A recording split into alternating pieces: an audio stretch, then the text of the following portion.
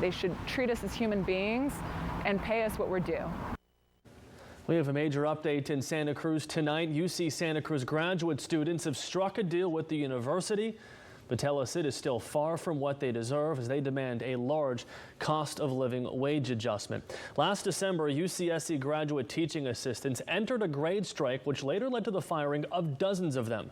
Tonight, as KION's Drew Andre reports, this could be just the first step to progress.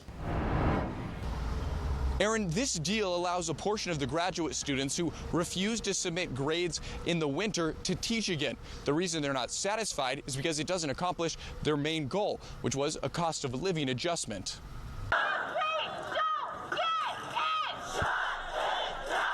Large protests grabbed the attention of the Santa Cruz community and beyond this winter. Tonight, the first deal between the graduate teaching union and the university. I signed it wanting to throw up. It's not enough. A majority of the 200-plus teaching assistants who refused to submit grades in the fall and winter quarters until they received an increase in pay are now able to return as teaching assistants as soon as this summer. But that deal still leaves out 43 graduate assistants like Veronica Hamilton and Brenda Arjona, who were formally fired in the spring and will still have to go through a hearing to get their jobs back next school year. To me, the settlement doesn't mean anything because it's not actually giving us anything. It's just making us jump through more hoops to get back the jobs that weren't cutting it for us to begin with.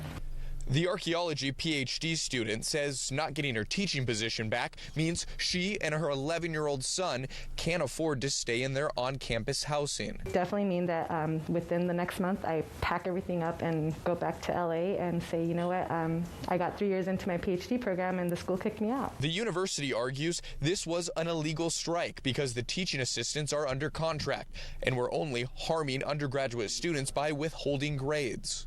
But the students still aren't backing down and say they'll still consider an unfair labor strike in the fall if no deal is met. People still need a cost of living adjustment.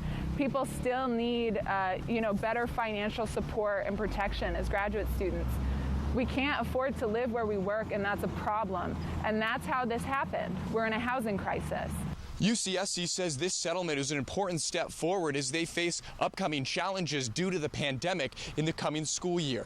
Reporting at UC Santa Cruz, I'm Drew Andre, KION News, Channel 546.